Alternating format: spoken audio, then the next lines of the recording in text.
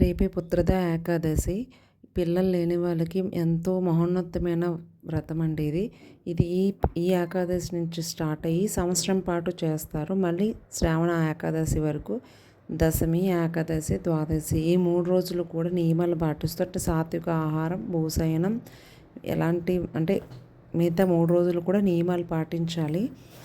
మళ్ళీ సంవత్సరం పాటు చేస్తారండి. ఇలా చేయడం వల్ల పిల్లలు పుడతారని, పిల్లలు పుట్టే భాగ్యం కలుగుతుందని ఈ కథలోనే శ్రీకృష్ణ పరమాత్ముడు చెప్పారండి. ఇది ఎవరో కల్పించింది కథ, పురాణాల్లో చెప్పిందే. 3 రోజుల పాటు ఈ నియమాలు పాటిస్తారు. ఇలా చేయడం వల్ల పిల్లలు పుట్టేస్తారు అని కాకుండా మన కర్మలో, మన పూర్వజన్మలో ఎలాంటి కర్మలు ఉన్నా, ఏం కర్మలు ఉన్నా సరే ఇలాంటి వ్రతాల వల్ల, కొన్ని నదుల స్నానాల వల్ల కర్మ అనేది కరిగి, చెడు కర్మ కరిగి మనకి పిల్లలు పుట్టే భాగ్యం కలుగుతుందని పెద్దలు చెప్తారు. పురాణాల్లో కూడా చెప్తారు. మనకి వీలైనంత వరకు మన బాధ దేవుడితోనే చెప్పుకోవడం. అంటే పిల్లలు లేననేది చాలా చాలా అంటే చాలా చాలా పెద్ద బాధ.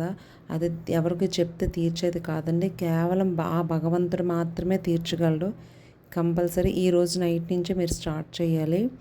సాత్విక ఆహారం నైట్కే ఉల్లిపాయ కానీ తీసుకోకూడదు, నాన్ వెజ్ తినకూడదు, భూశయనం పాటించాలండి. 3 రోజులు నియమాన్ని పాటిస్తూ ఆ శ్రీకృష్ణ పరమాత్ముడు ఆ నారాయణ్ణి భక్తితో పూజించి మీ బాధని, మీ మనసులో బాధని ఆ దేవుడికి చెప్పుకోండి.